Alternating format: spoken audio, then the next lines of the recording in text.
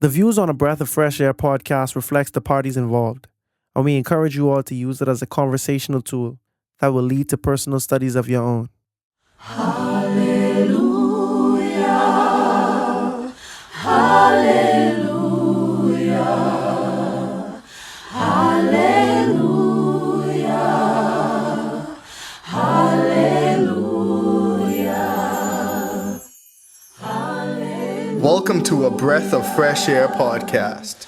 Here with your hosts, Earl Roberts and Nakhaz Gay.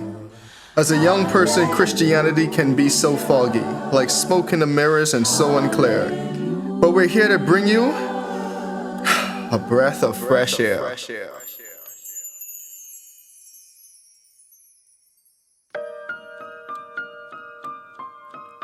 Then I looked again at all the acts of oppression which were being done under the sun. And behold, I saw the tears of the oppressed, and that they had no one to comfort them. And power was on the side of their oppressors, but they had no one to comfort them. So I congratulated the dead who are already dead, but more than the living who are living. But better off than both of them is the one who had never existed, who has never seen the evil activity that is done under the sun.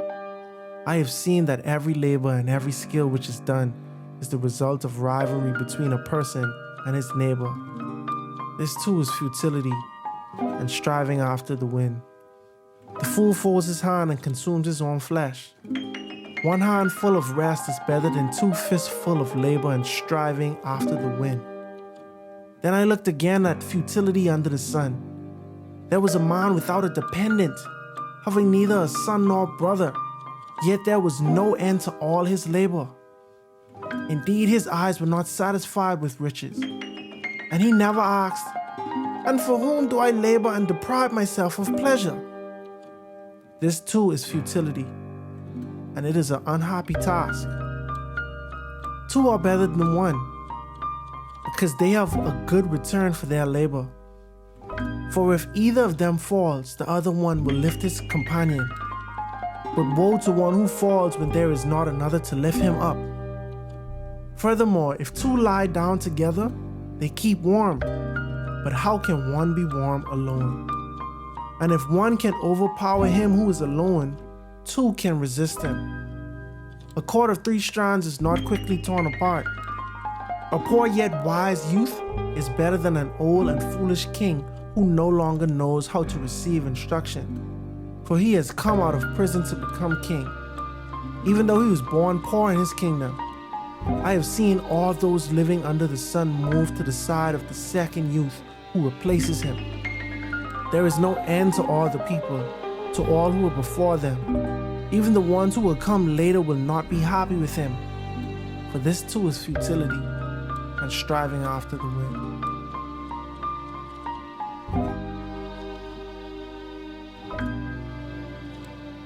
Ecclesiastes 4 pulls back the curtain on the harsh realities of life, oppression, isolation, and the futility of chasing success. But in the midst of it all, it offers us a profound truth. We were never meant to walk alone. Join us as we explore the power of unity and the importance of companionship and why life is better when shared. As always, be blessed and enjoy.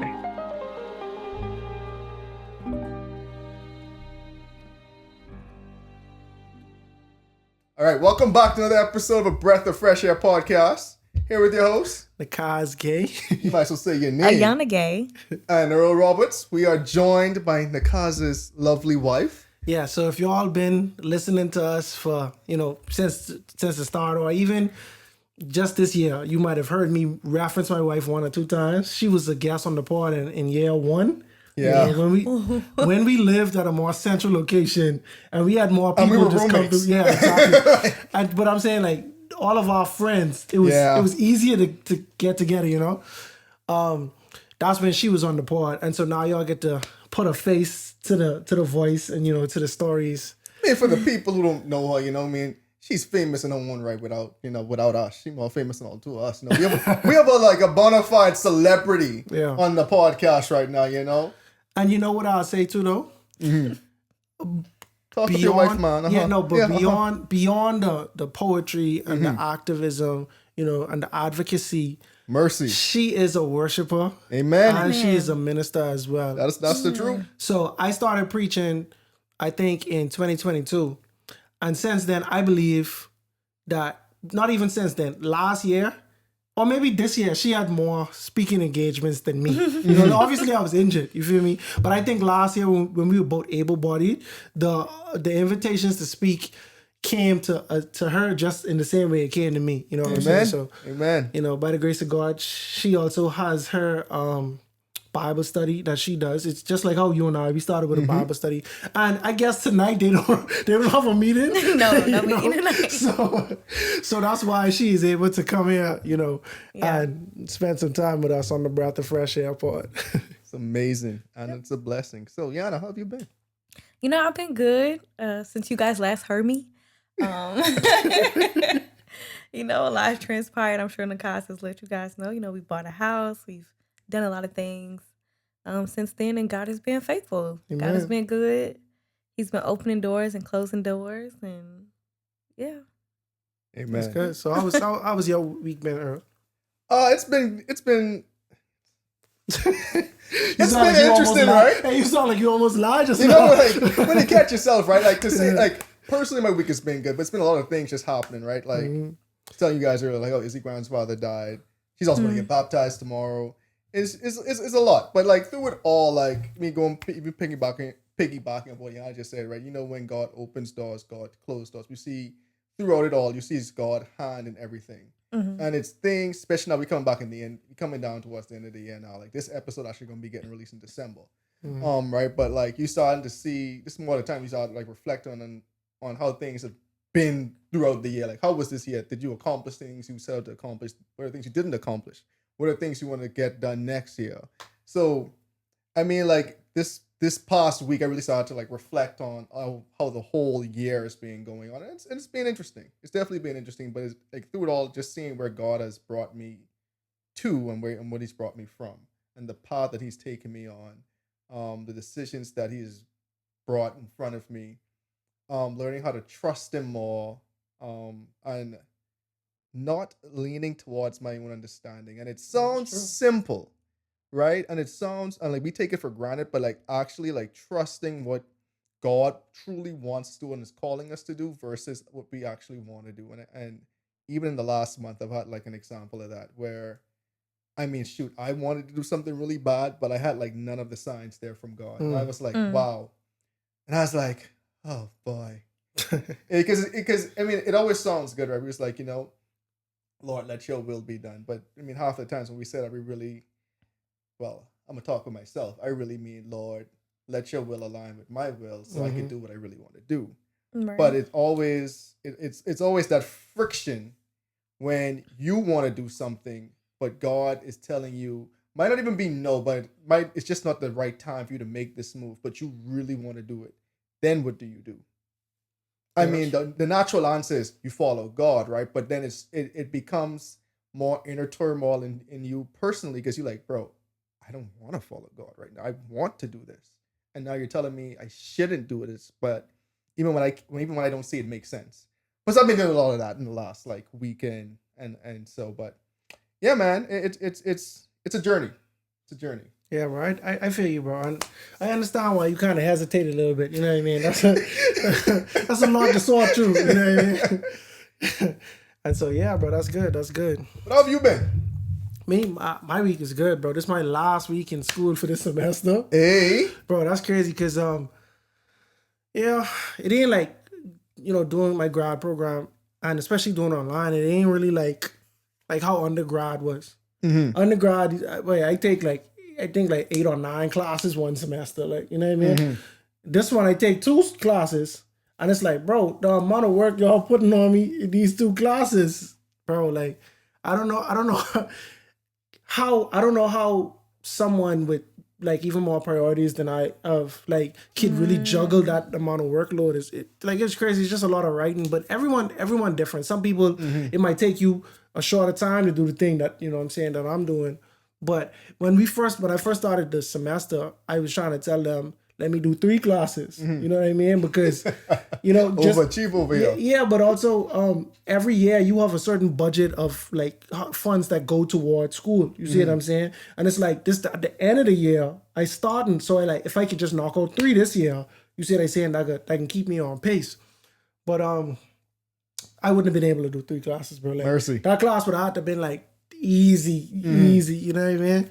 But by the grace of God, I finished. I about to take a break. I about to take the next semester off. You see what I'm saying? Because what they do, they give you a week break, and you go to the next semester. This one of them accelerated programs. Yeah, bro. My friend was telling me about them. So I ain't into that. You see what I'm saying? So I need at least a month, especially because this like we traveling Thanksgiving. Yeah, I get it. By the time y'all hear this, you know what I mean. We have already done. Holidays You know and be deep into the holidays. I'd say. You know what I mean. But by the grace of God, I happy that I getting these done. Your boy, straight A's. You know what I mean? Like, by the grace of God. Damn. So yeah, I feel good. I didn't get free time. I know you more happy about that. So free time. Oh Yeah, boy. I'm happy about it. I'm happy I don't about get it. involved in domestic disputes. No. I have a feeling you have to be the mediator straight through this part. I don't know if I right or wrong. I just have a feeling. You know what I mean? Hey, No. I'll just be the guy who just Just there. commentates. Yeah. Commentate. But yeah, man. There was a question I was going to ask, but then I feel it's going to take us longer. And we've been ducking Proverbs 8 for the last 3 episodes. We have. So I'm torn. But we can go through Proverbs 8. Yeah. We can go through Proverbs 8. No, ask the question. I only saying that because I want us to get like warm into like the discussion. All right. You know what I mean? So, okay. Now, it's one thing to have a question, it's one thing to phrase it properly so that I should get honest on thing. But, so how do you, I laughing because last time we kind of endorsed the election, right? I can make it kind of election-y again. But you have one side of the country saying this they person, next side of the country saying this ain't they person, right? One side saying this from God, and the next side saying this from God. And my question is, how do you react, right? When God places someone in charge who you don't agree with? All right, so when you think about the New Testament, mid Old Testament straight throughout the New Testament, the Jews were being ruled by a party. I put it in layman's terms that they completely didn't agree with. They were Jews, but they were being ruled by the Romans, right? But all throughout the New Testament, they have language that says, bro, like, be patient, be respectful during this time. Like even Jesus saying, render unto Caesar what is Caesar, unto God what is God's. When the Pharisees asked Jesus, should we pay taxes and tithes? He basically saying, should we pay tithes for 2 countries? Because when you pay tithe, that goes to God, but it specifically goes to the Levites and goes toward like the Jewish government. You see what I'm saying? But now, if we pay in Rome, you catch what I'm saying? Now we giving Rome money. You know what I mean? But Jesus was like, render unto Caesar what is Caesar, unto God what is God's. And then I can't remember the exact text, but Paul talks about like not like revolting against the country and power and stuff like that. And then obviously they talk about as a Christian being subservient to your master. And some people get a little tense about that. It was talking about being a servant, not being a slave, not being kidnapped, not being against your will, but more likely paying a debt or providing for your family. You see what I'm saying? But also being subservient to them. So, a lot of people want to feel like, and this is my opinion, y'all free to disagree, but a lot of people want to feel like if my party ain't in place, revolt. You know what I mean? Revolt. I don't think that's the first step. You know what I mean? I think it's a lot of things. Like if the party in place is making it unjust, you know what I mean?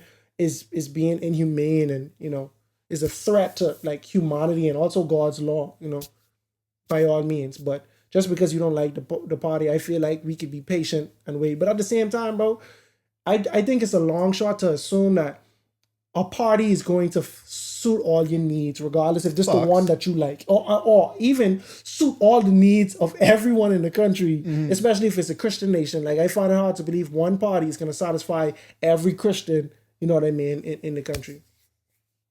Your thoughts?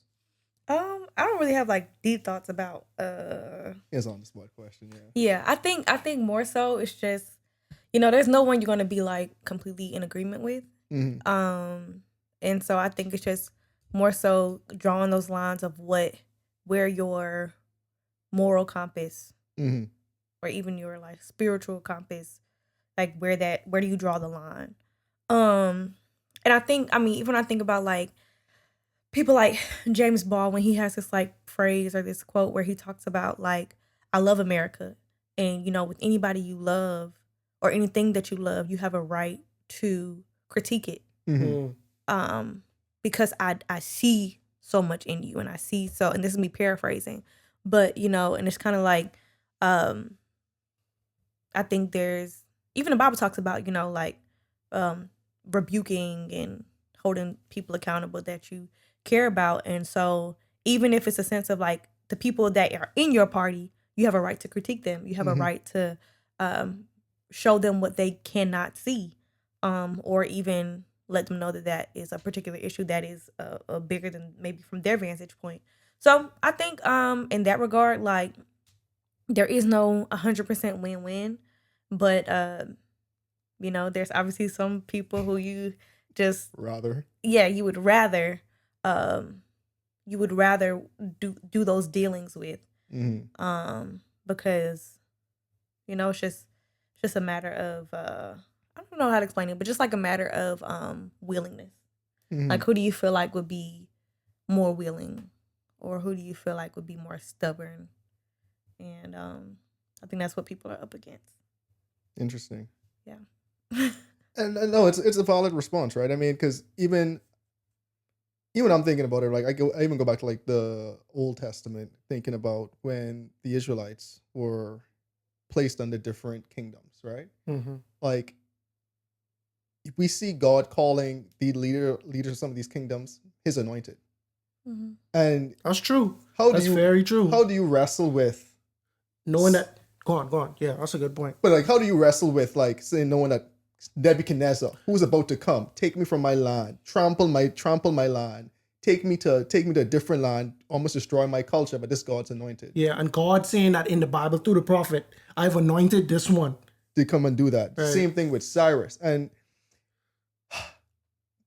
it's just interesting knowing that God can use people and put them in places of power, and it makes no sense to us. That's true.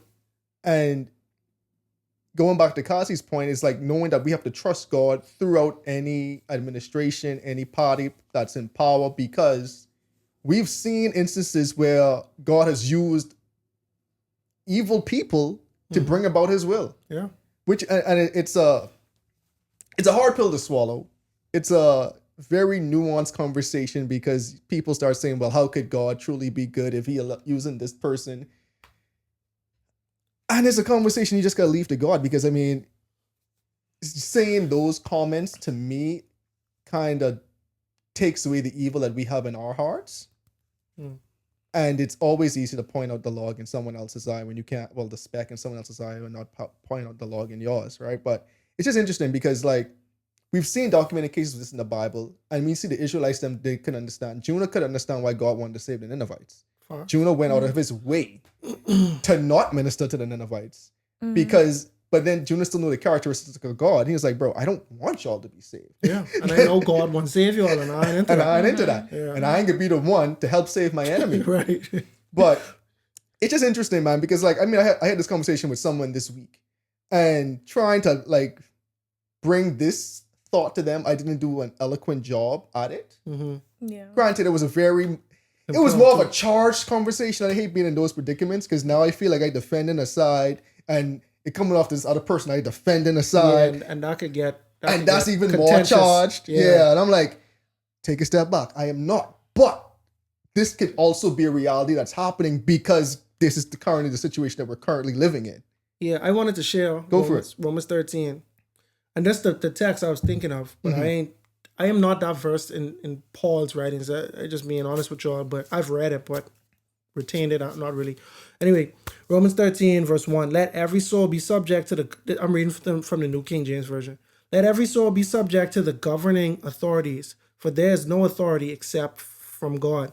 And the authorities that exist are appointed by God. Therefore, whoever resists the authority resists the ordinance of God. And those who resist will bring judgment on themselves. For rulers are not a terror to good works, but to evil.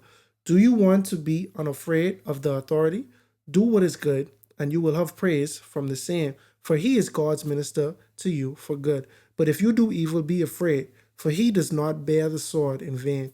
For he is God's minister and avenger to execute wrath on him who practices evil. Therefore you must be subject, not only because of wrath, but also for conscience sake. For because of this, you also pay taxes, for they are God's ministers, attending continually to this very thing. Render therefore to all due, taxes to whom are due, customs to whom customs, fair to whom fair, honor to whom honor. Now, obviously, people use this to justify slavery and all of that other stuff. That's not contextually correct. But one thing that is consistent with the analogy that you made is that the people of Israel sinned. And because they sinned, God promised that he will not protect them. So when other invading countries come, God, it's already written that because you apostatize, you strayed away from God and you turn to other gods, the writing is on the wall, meaning that you are going to be captured and bad things are going to happen to you, just point blank, period. If bad things happen to you, more than likely someone is going to do the bad thing. You see what I'm saying? Unless it's coming directly from God. You see what I'm saying? But even still, like we just read the book of Job, God told the devil, hey, you could do anything, just don't touch him. And what happened?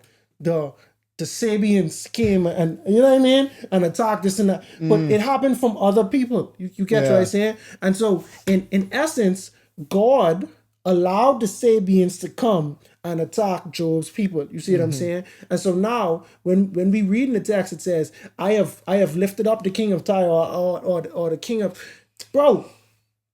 Bro, I was in church. That was in July. We was in North Carolina, bro. We was attending, funeral, my wife's family, and I went to church, bro. It was the house packed. Grammy there, auntie, uncle, everyone there. But I know my boy was preaching. Shout out to my boy Miles. He was preaching, right? And he was preaching about Elijah, bro. Okay. Right? And he was preaching about how God had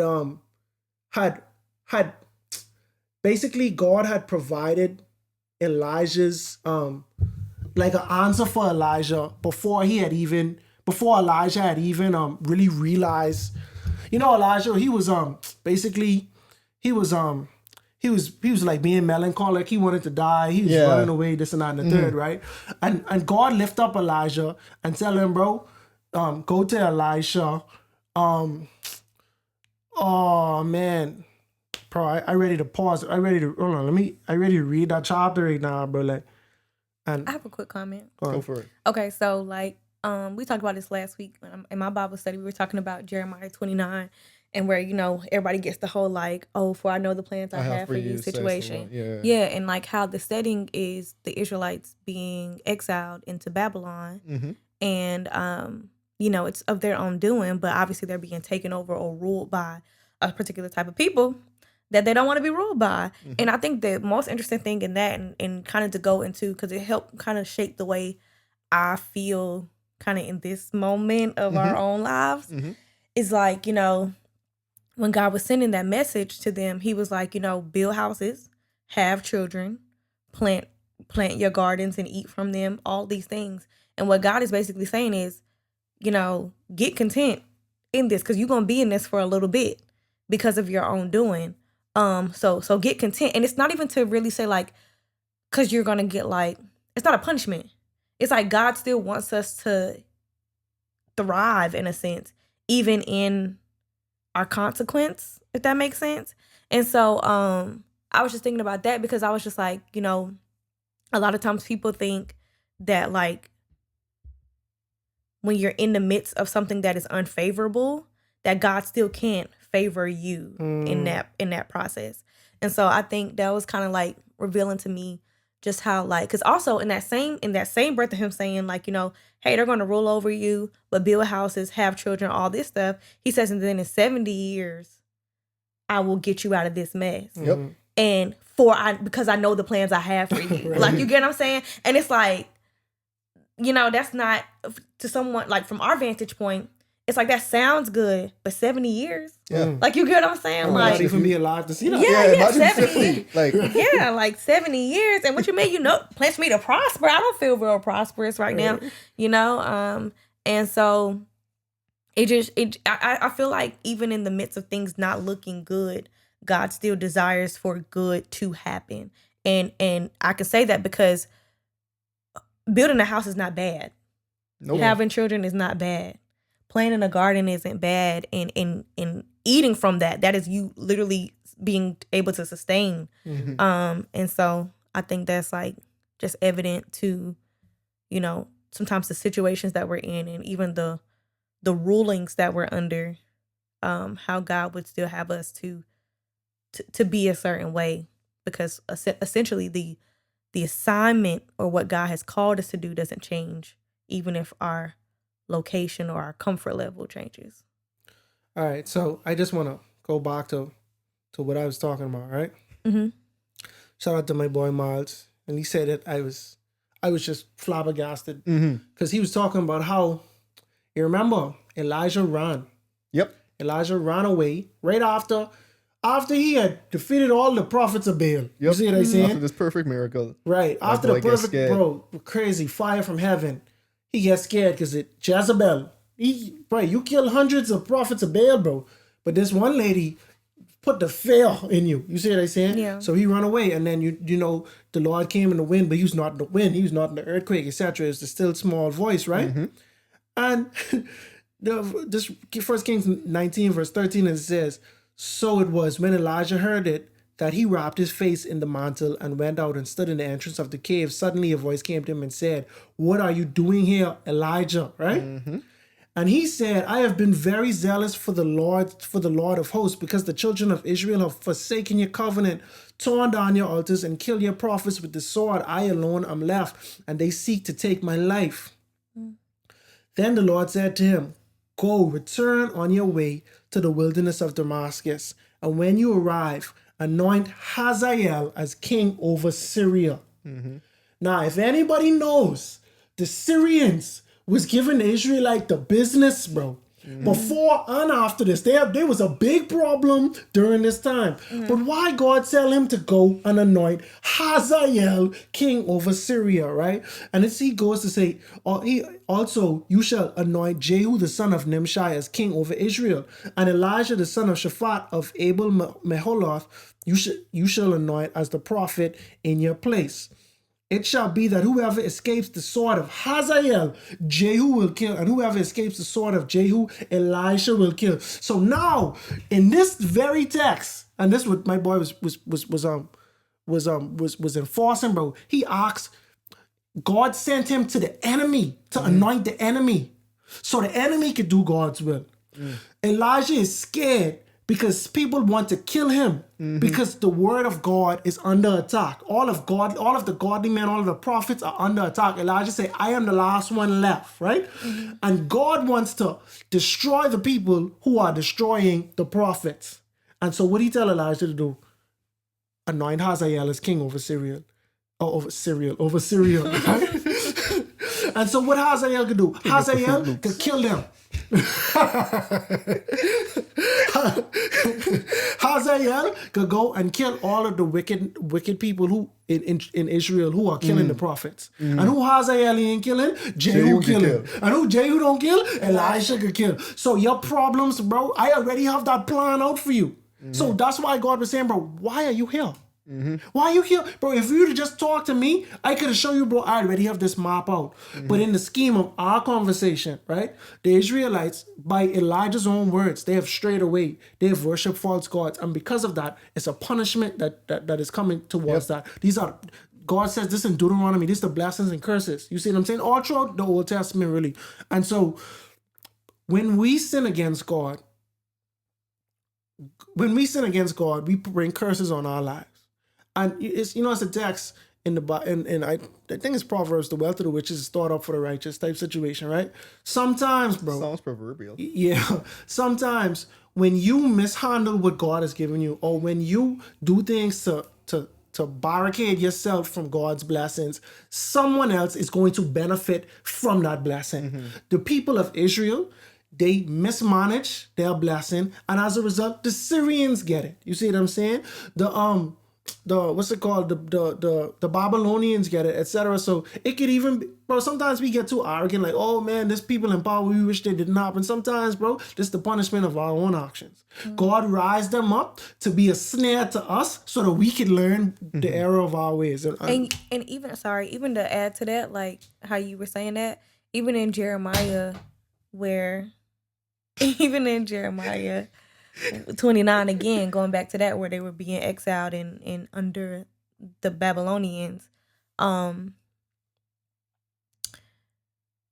God was telling them to do all these things so that they could still be a witness in the midst of their like bondage. And so it was like to say like, hey, like you're going through this, but because it went to say like, and still be like and still love them or still treat them kindly or whatever, and still treat your oppressor kindly or something like that. And it was just and it's just like, even in the midst of all of that, like you said, consequence and all that stuff like that. That's why I went to say earlier, like the location is different, but what God has called you to do does not change. And so that's kind of the situation that I feel like is what we're in now. It's uncomfortable. We're not in a comfortable, not everybody is in a comfortable situation. But we're still called to do a thing. And in the midst of it, we are still called to be a light to those who, one, seek to do us harm, and two, don't even know they're doing us harm, but, you know, are. And so, yeah. And I think the Jeremiah text and that text in Romans 13 that I just mentioned, it's the same thing. It's this, you going through a punishment, whether you look at it as that or not, right? But don't fail the test by trying to revolt and be rebellious. You see what I'm saying? Because you need to, I put you through this so you could humble yourself, so you could turn to me, so you could rely on me, you know? And the Jeremiah one even more brazen, because it's like, it's somewhere in the text where it's like, yo, just, you know, be good to them and pray for their benefit. Yeah. Because if they benefit, then you benefit. You see what I'm saying? Like, they said it. Yep. And that's the thing too, like just understanding that God still controls everything, whether you like it or not, and can use anybody in ways that we can't even see, think, or imagine. Right? And like to your point, that's the next thing I was going to get to. Like, no matter whether you like the person in power or not, no matter which side of the aisle you land on, God still asks you to pray for the people in power. Because quite honestly, they are making decisions that still affect you. Yeah. Even when you don't think they affect you, you know what I'm saying? Like, and to me, that should be our attitude as Christians. Still, to your point, our mission ain't changed as Christians. We shouldn't get discouraged or defeated based on who is power, because God still gave us a mission to do. We still have the work to still go on and spread the good gospel, spread the good news, be the light for those out there who are depressed and downtrodden. And then He still asks us to swallow our pride, I don't even know the word I'm looking for, but our emotions, and still pray for the benefit of the person in power. And I think that's what a lot of people still gotta like realize as we go through this time, the next 4 years, however many years. Thank God it ain't 70 years, right? But you gotta know what God's like the Christian response to certain things. And kind of what I was referring to when I was going through like certain times, it's contradictory to what you think and what you quite honestly want to do. Right. And that's the hard pill to swallow. Like when God is telling you to do something the Christian way, the Bible way, and it's quite honestly, like Jonah, not what you want to do. And then how do you react? How do you start reacting in these circumstances? So I think it was a good conversation for us. Yeah. And for the listeners out there, and again, you guys leave a comment if you disagree. Twig man. Yeah, we might never make it to Proverbs 8, bro. Bro, Proverbs 8. Proverbs 8 is it's an elusive proverb. I promise you we can get there, you know. Because the funny thing about it is, in not doing Proverbs 8, we ain't doing Psalms 8. That's true. We ain't doing Psalms 9. We ain't doing Proverbs 9. That's true. We delaying this, and we almost done with Ecclesiastes. Yeah, that's a short one, though. You know what I mean? No, but I'm saying like, so this Proverbs and Psalms, just to keep on going, bro, we could quite literally, we are going to probably finish the Bible before we finish Psalms. Likely. Very likely. Psalms so long. But very likely, but I still don't think so though, because it's like, if we do a chapter at a time, right? 150 chapters in Psalms, right? That's 150 episodes, right? That's 3 years. That's 3 years. But we already do. That's You see that valid saying, point. like, Valid yeah, point. So we already did more than that. But some of these Old Testaments, bro, like you get to some of them and they're like, bro, a book? I mean, like you could do a book a week. Yeah, for 1 week. You know what I'm saying? Like that's some true, of them kind of short. And there's some of them, but I do think, and be on a super tangent right Yeah, now. we're on but a tangent now. I do think when we get to the New Testament, But we this might is be, pardon. we might spend a little while on. Yeah, on- definitely. on- It's on breaking that. down Jesus' miracles and stuff. But anywho, Yeah. So, Yana, how do you say this book's name? Because probably we say it wrong. It is Ecclesiastes. It's not Ecclesiastes. There's no cities. It's Ecclesiastes. There's no cities. We can have with some cities now. There's no- he there's talks no about cities. cities, and you had chapter 1. Ecclesiastes. The S precedes the T. Your vibes off. You need to go. Hey, she need to go back. In order. She need to go back to her Bible study. Bible study. Hey, this is the Bread of Fresh Air podcast. I don't know if you know. Yeah, you might do things a little different in your Bible study. But over here, it's Ecclesiastes. Definitely Ecclesiastes. Guys, get the people a recap. We on Ecclesiastes 4, right? Correct. All right, so in Ecclesiastes 3, we took a break from learning about the vanities of life, right? And instead, Solomon, he let us know the different times and different seasons, I'd say. But it's basically times. You know, it's a time to die. It's a time to be born. You know, it's a time to hate. It's a time to dance. You like dance. But I can let you know when it ain't the right time. But it's a time to dance. You see what I'm saying? It's a time to laugh. You know, it's a time to speak. I don't know if laugh is in there for real, but It was. yeah, right. It's a time for war and a time for peace. All of these things is time, and it provides balance, you know, because if you don't think so, some might think it's never a time to laugh or it's never a time to dance. We should always be serious. But it's balance, you know, it's duality. In this book, he goes over so many different things. And it might seem like everything is unnecessary. But this text alone, this chapter alone, helped us to understand that no, there are times for everything. You understand what I'm saying? And then after that, he pivots to a consistent refrain that he talks about, which is our God-given tasks.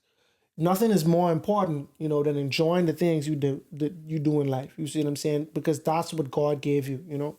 And then lastly, we learned about kind of like what we call the immortality of the soul, or the lack of immortality, because he says that who knows, you know what I'm saying, what happens after you die. That's one thing you don't know. And this is a man who, in the first chapter, he was saying, bro, I studied wisdom, bro, intensely. I studied everything to do with wisdom. But after you die, we don't know. There's no information on that part. You see what I'm saying?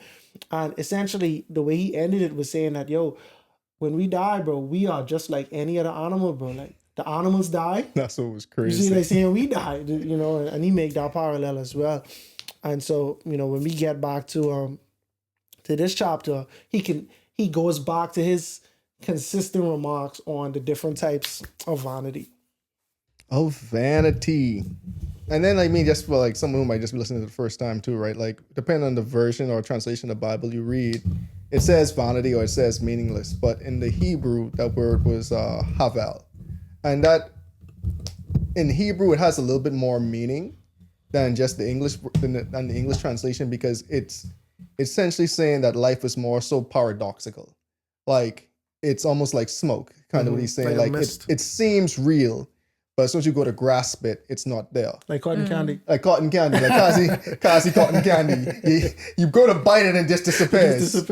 So that's kind of the illustration that the author in this book was trying to get across. Like, how important are some of these things we go through in life, or some of these things we put a lot of value on, because is it truly real? How much substance do we give these things? So that's kind of what he was going, like, that's kind of the idea that he's exploring while exploring wisdom. And boy, he goes through some of the previous chapters where he's like, bro, built a house, built a big house, built a vineyard. Right. And I realized that was nothing. That was nothing. You know what I'm saying? And then I get rich, and then I was like, that's nothing. That's nothing. And you know why it's nothing? Because I might leave it to someone. I might leave it to someone. He might be a fool. And he might be a fool. Yeah, He ain't squander wait it. for this. Bro, that sucks, bro. Bro. he was going through some things. Yeah, existential crisis when he realized he can't take his possessions with him. And then he's kind of squander it. Yeah, Okay, so Ecclesiastes chapter 4. that was for you. All right, then I returned and considered all the oppression that is done under the sun. And look, the tears of the oppressed. But they have no comforter. On the side of their oppressors there is power, but they have no comforter. Therefore I praise the dead, who were already dead, more than the living who are still alive. Yet better than both is he who has never existed, who has not seen the evil work that is done under the sun. How do you feel about that? Me? Do you agree? Or no, do you share the sentiment? It's interesting. I personally don't agree, which is weird. Why are you bobbing up and down? You listen to the sound. So, because, I mean, it's interesting, right? Because I see what he's trying to say, right? He's saying, okay, like, man, the people who dead, y'all don't got to experience what the people who going alive going through. Like, y'all done escape. But you know who have it even better? Y'all who never even existed. I see why I see the point you're trying to make, but I wouldn't use that analogy personally. Because to me, it's worth experiencing the joys of life. Yes, is life perfect? No, we didn't get to experience however long Adam and Eve was in the garden before they eat the fruit. But I do think there are joys in this life, right? And I do think when you start living in God's purpose and start experiencing what God wants you to experience in life, there are great joys in this life. You do get, I mean, but yes, we live in an imperfect world. So you are going to experience the injustices. You are going to experience the hurt, the pain. You are going to experience some points in time, the havelness of the world, the oh, I'm trying to get this, but it's just like chasing after the wind. You're going to get those experiences, right? But to me, and I guess it's just my sinful nature, that's just part of life. Yeah, I mean, we accept, the life that we've experienced, right? But when I think about how he started off, like he was thinking about those who are oppressed, right? And so you and I and the average person on this side of the world. Yeah, we privileged. You see what I'm saying? Like we can find good and bad, right? And there's some people who they just had a raw shake, you know what I mean? They might have lost their parents at a young age or experienced such tragedies, and and because of that, it impact their life tremendously throughout life. Sometimes like you might have something taken away from you or something happen to you, and it just makes you resentful for the rest of your life. You catch what I'm saying? He looking at people who just oppress. So like let's imagine, fair point. Like, let's imagine someone who wrongfully in prison and have to spend life in jail, right? Or slaves and stuff like that. And he looking at that where their lows might outweigh their ups. You catch what I'm saying? Yeah. And so he's so he know he living good, right? Despite the fact that he have every pleasure at his disposal, and he still can't find meaning in any of it, right? He looking at the far end of the spectrum, right? And so he's saying, bro, you know what? I think the person who have it the best is the one who ain't have to go through none of this. You see what I'm saying? Who ain't have to experience that. We ain't have to experience that because you and I, we have a balance. Like the three of us, we have a balance where we don't have the amount of resources that he have to the point where we can abuse pleasures the way he did. You see what I'm saying? So we still can appreciate a bonus. You see what I'm saying? Or a raise or something. You know what I mean? Like him, like imagine when he get married the 50th time. Or the 100th time. You or can't the just 900th time. Or the 900th time. Like you know what I mean? Like the first time it might have been exciting for him, but it gets to a point where I don't even appreciate these things as much, right? So his perception on happiness might just not be what we perceive happiness to be. But overall, having experience in everything and having the ability to speak on what it feels like or speak on someone who went through it, he basically landed on saying, bro, I know, but rather I think it's better, and this the wisest man who ever lived. It would be better if you just wasn't born, bro. Go for it. You got something to say?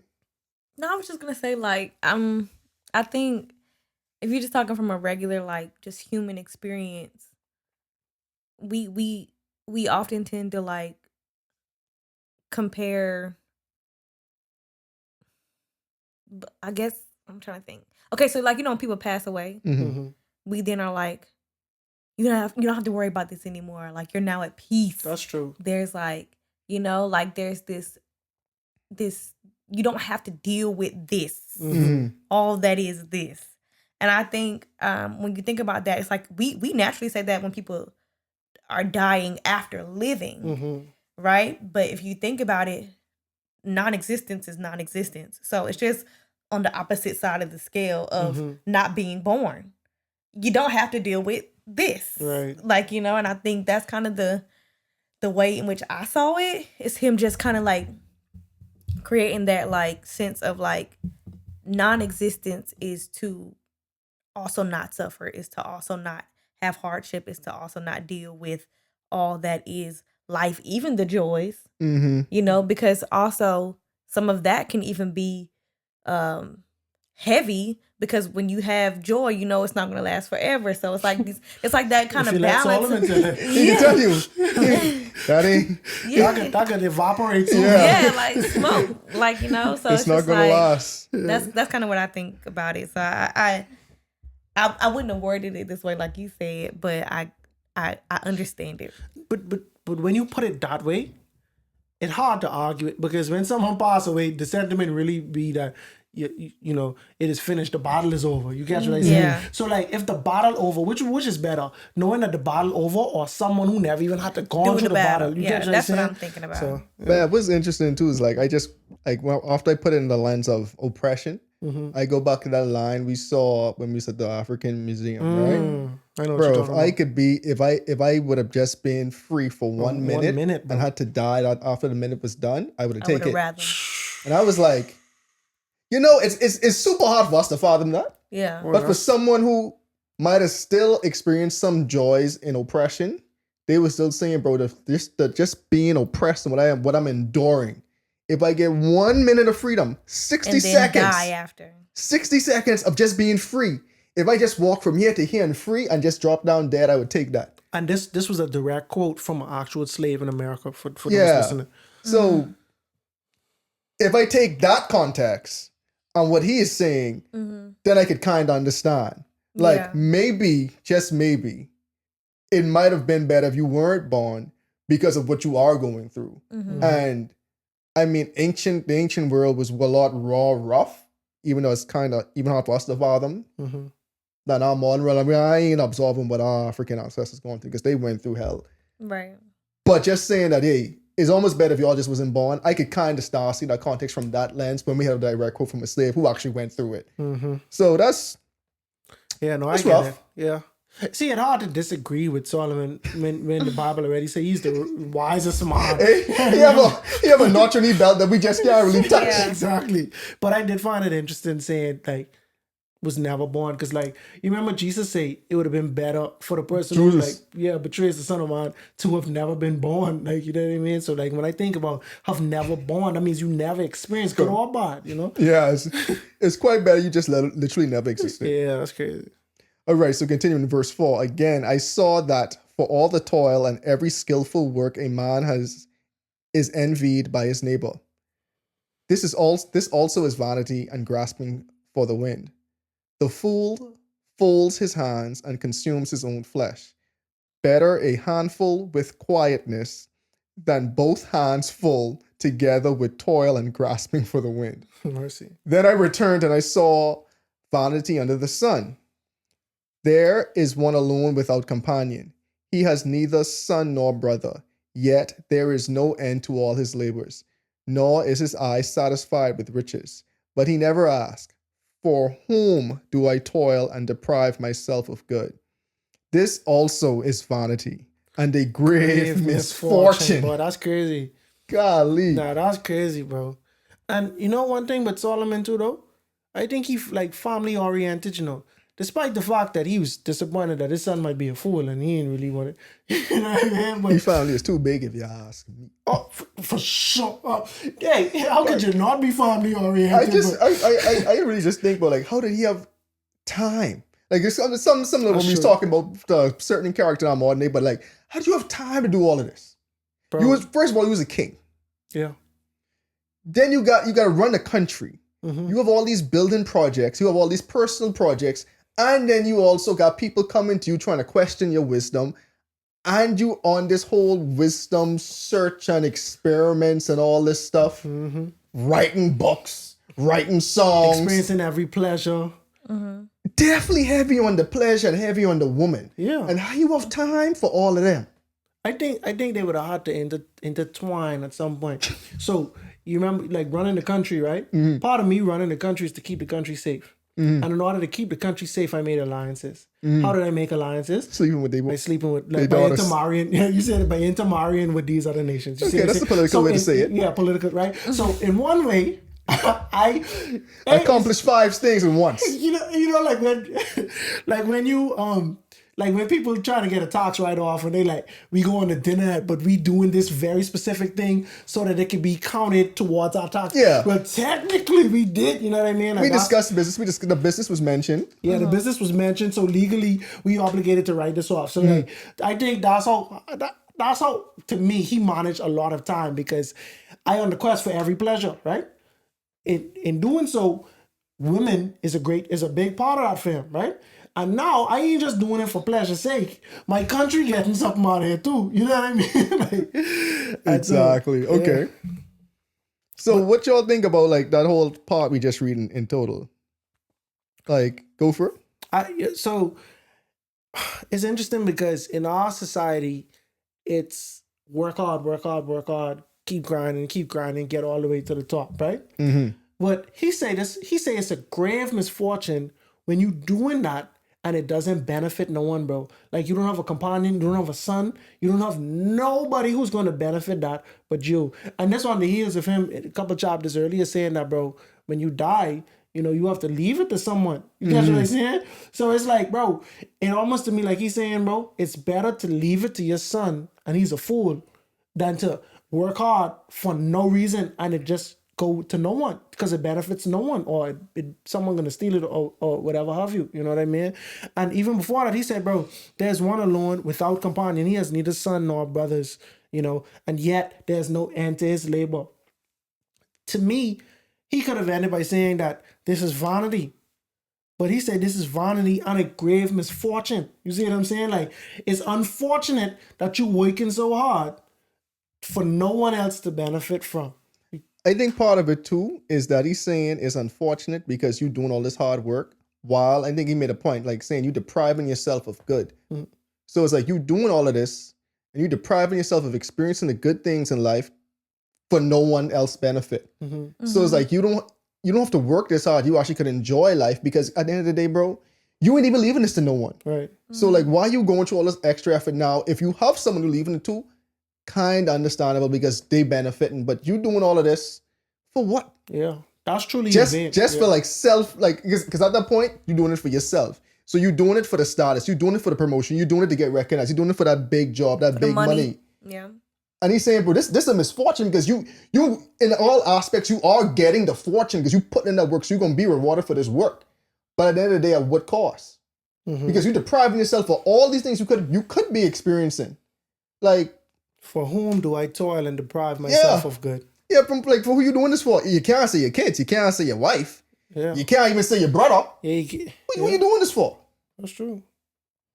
I think even at the top of the text, like 4 and 5, when they talk about like the very skillful worker, someone else might like they envy him, like the neighbor will envy him, and I think that's a good point. I think that's a good point to make, because it's a very thin line between like inspiration and envy. Mercy. And a lot of people are motivated by their envy, like and like being envious of other people. They're not inspired by them, they're just envious of them, and that pushes them to do certain things. Like, and I think that's like a real big note for people to like have like that self-awareness and like pray to recognize the difference, because a lot of times we're in like more competition with each other than like actual like collaboration or, you know, just like true genuine like support. And then the next part when it talks about the food, like folding the hand and like consuming the flesh.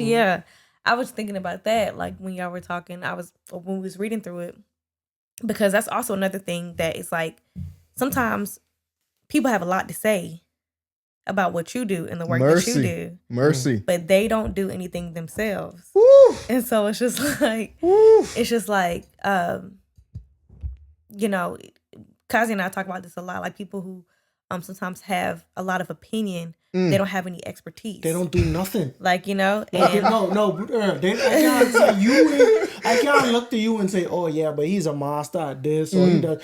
You just a fine in every aspect, but you hypercritical. You catch what I'm saying? Like, yeah, and that's really what it is. It's like a hypercriticalness, and that also is it benefits no one because you're not even showing anybody the way. Mercy. You know what I'm saying? You're not even it's not constructive criticism because you don't construct anything. right. It's hate. Like, you get what I'm saying? Yeah, you don't but- construct because anything. You don't know. You don't have the what's it called, context of what you asking someone to do. It's almost like when a player have a bad game and the city trash them, and it's like, bro, you know how impossible it is to have a perfect game every game for your entire career. You know what I mean?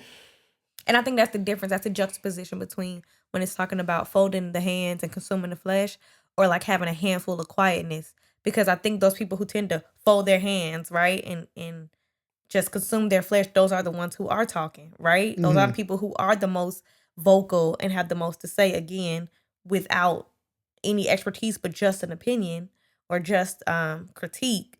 But then you have the person who is, it says like a handful of quietness, right? Like, so you have much, but you don't have nothing to say because you content. You don't have nothing. You don't have no, like, you know, no judgment to make, any opinions or anything like that about other people or what's happening around you first, because your plate is full. So you got to deal with what's already on your plate. You don't have time to look at nobody else's plate, you know. But I think there's like a good word in that for folks. Yeah, Solomon, he could drop the gems now. He could drop the proverbs now. Yeah. You leave him alone too long, he could throw one proverb in there. Man. All right. Keep going. Yep. All right. So verse 9, 2 are better than 1 because they have a good reward for their labor. For if they fall, one will lift up his companion. But woe to him who is alone when he falls. He has no one to help him up. Again, if 2 lie down together, they will keep warm. But how can one be warm alone? Though one may be overpowered by another, 2 can withstand him. And a 3-fold cord is not quickly broken.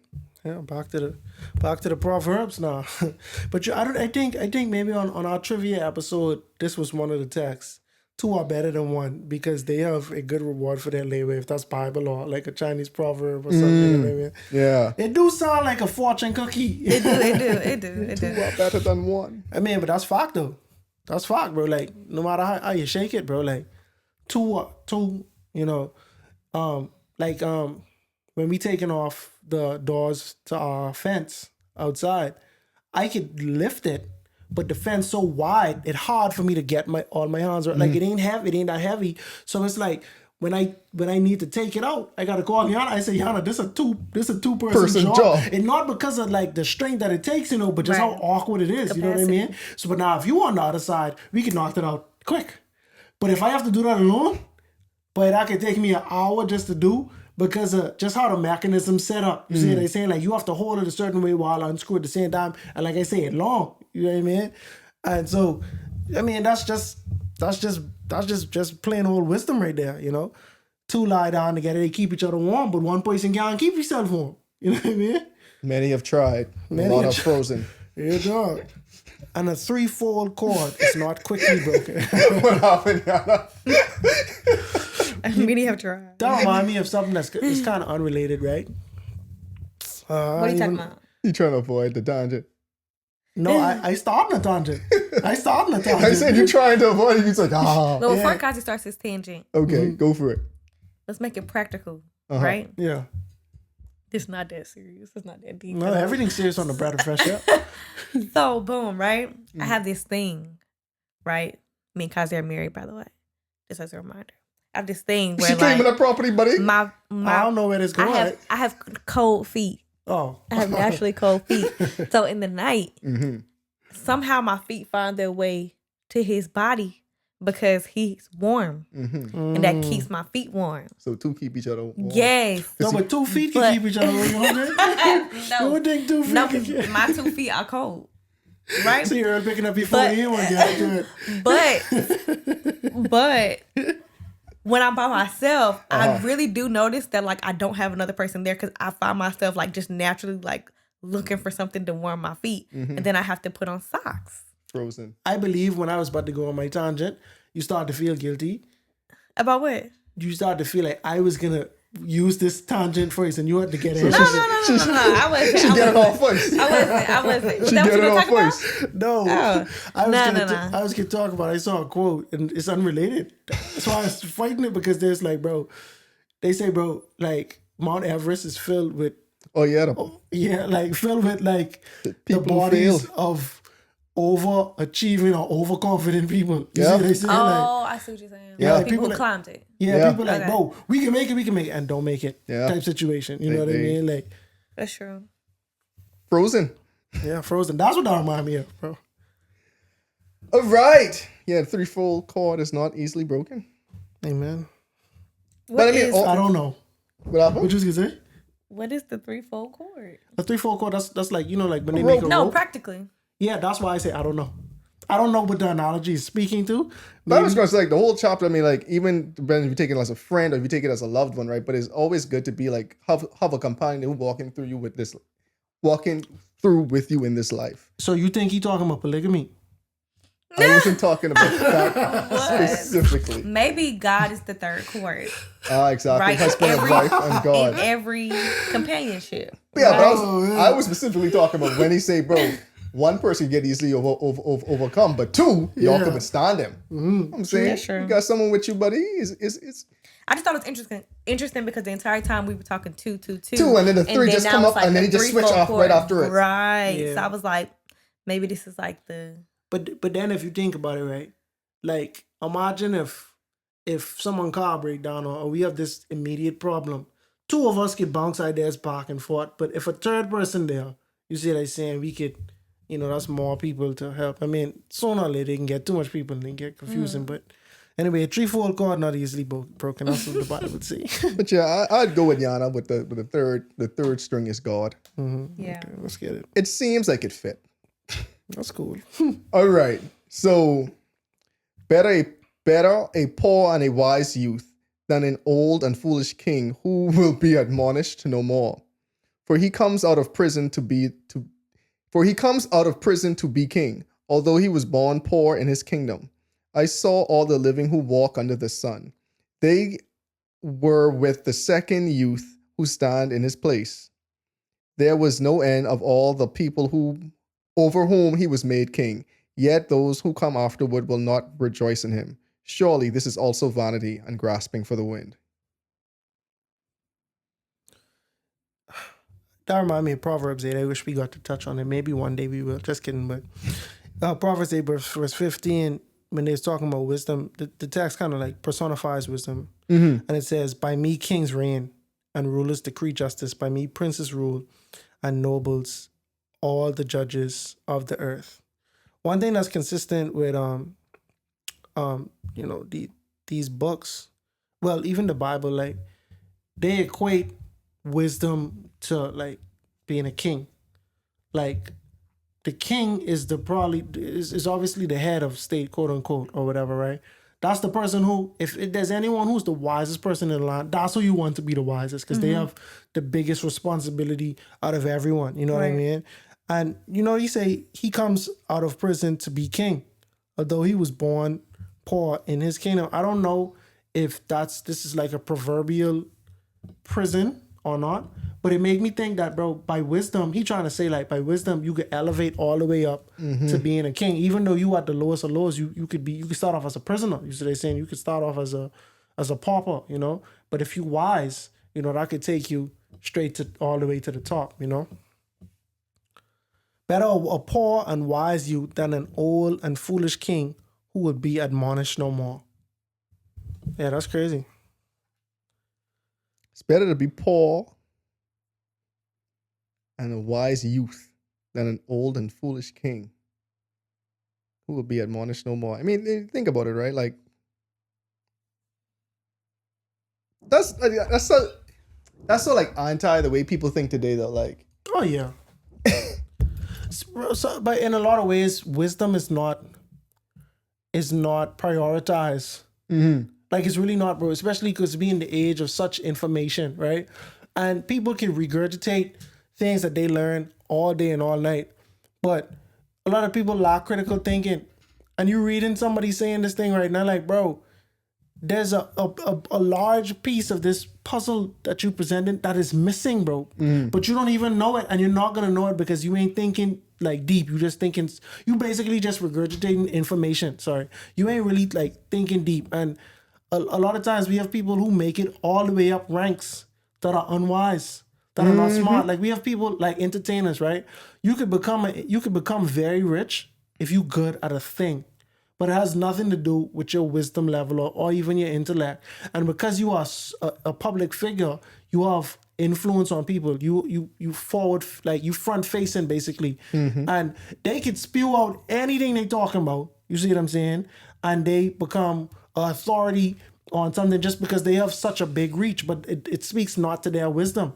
Like I think about like even Kanye West, bro. Like just to be honest with you, I was very critical of him when he was on his Christian journey because there was no fruits. Now, I ain't no one to judge, but I found it to be like dangerous because he was pushing, I'm a Christian. He on Joel Osteen show.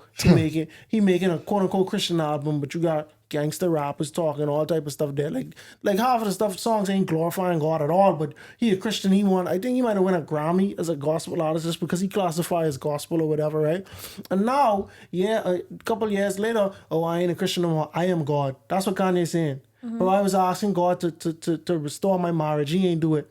I don't believe this no more. And I'm like, bro, I think this was always a self-serving thing for you. You know what I mean? Like, I could be wrong, but just the fruits of it. But you have this person who's pushing you at Sunday service every Sunday. I just had somebody on an interview the other day say, they was talking about something that happened at Sunday service. And it's like, but that happened during the preaching. He said it wasn't no preaching there, it was just singing. You see clips, you seen people worshiping, but you thinking this actually a church service. But it's a concert, bro. It's a concert. You get what I'm saying? And so he was the I ain't gonna say face, but he was a very public figure on Christ is King. That's what his album was called. You see what I'm saying? Like, this movement, bro. And it's like, he didn't have to be wise. He didn't have to preach.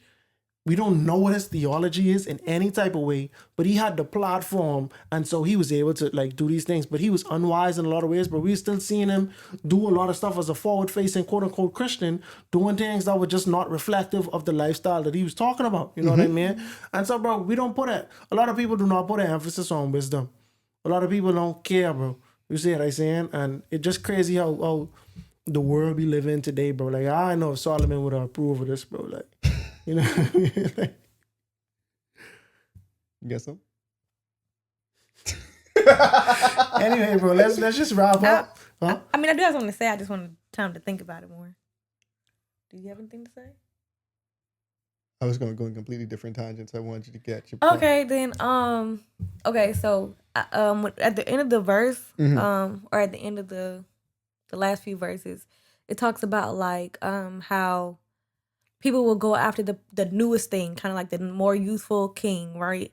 And then once that, like everybody, they'll be ruling over more people than you could even count.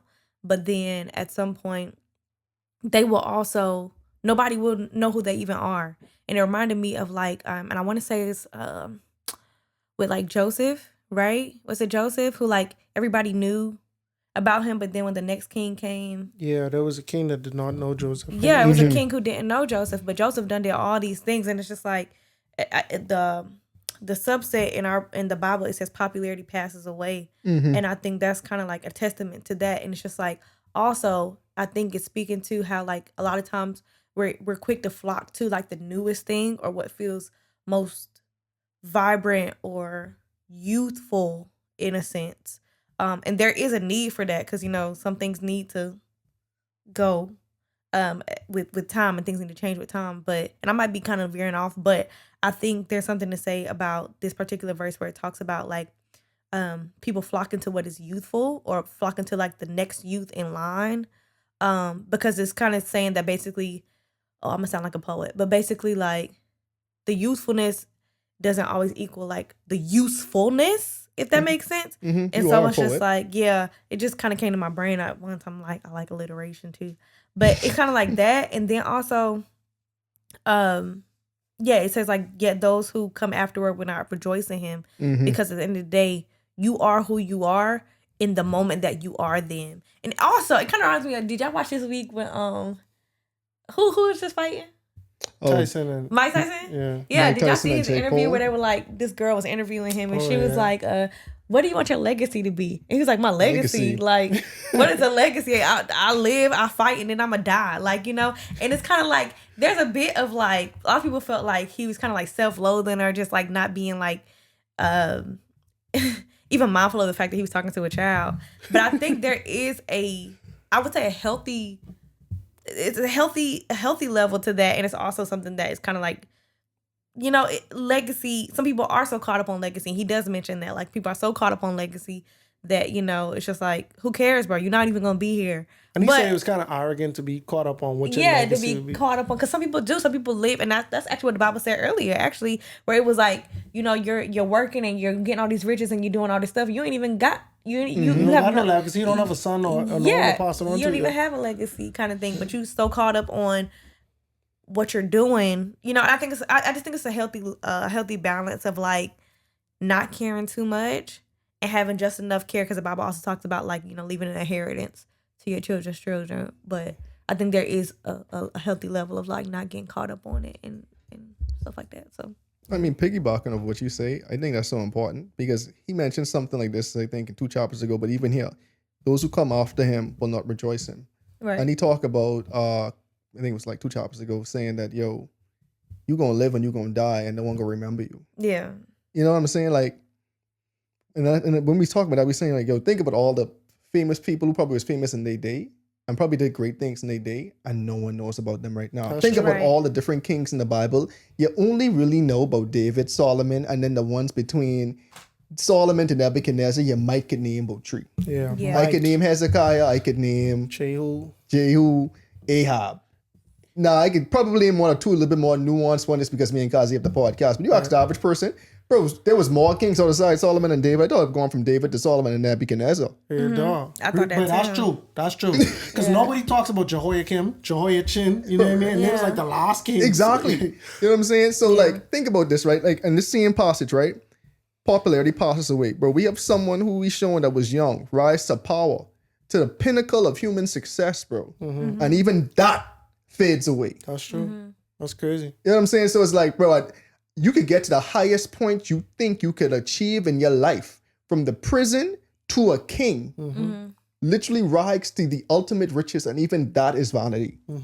And like, that's just putting life in perspective. Like, again, like, what are we chasing? We know how the book ends, right? Like, just because I don't want to steal thunder from the book, but it's so important, because like, you read some of these chapters and it gets so depressing. Like, what am I doing all of this for? I mean, last chapter ended kind of on a positive note, saying that, you know, you got to enjoy the good things, right? But I mean, ultimately, this book really trying to say,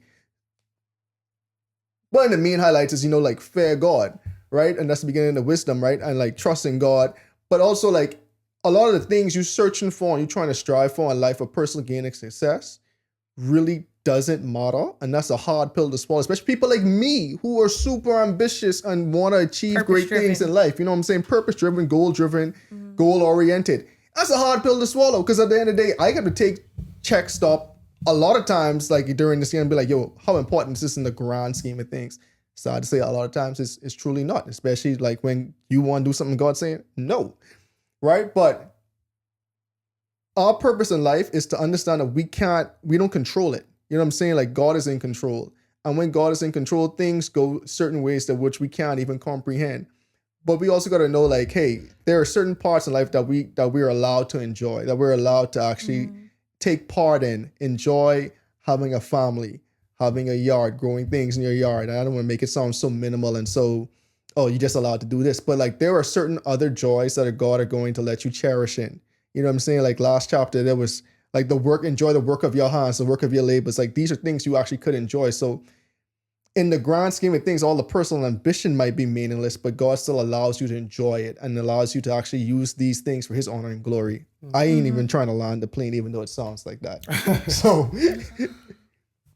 but at the end of the day, this the wisest man that ever lived. And he just given us a lot of examples, bro, on how we could think something is so important, but in reality, it's like it's just as important as smoke. It's just as important as gas. You see what I'm saying? Like it dissolves, bro, and then it's no more. You could be, like you say, you could be the most popular dude. You could have the most amazing story, but after your time is finished, bro, that story will disappear. You see what I'm saying? So while we in life, bro, it just gives us like, it just gives us a little understanding on how much of a priority we should put on things every day. And until we get to the ending, it always could seem like a cliffhanger. Yeah. You see what I'm saying? But I mean, since that's how the chapter written, that's how we could end it as well. You see what I'm saying? So, yeah. Peace.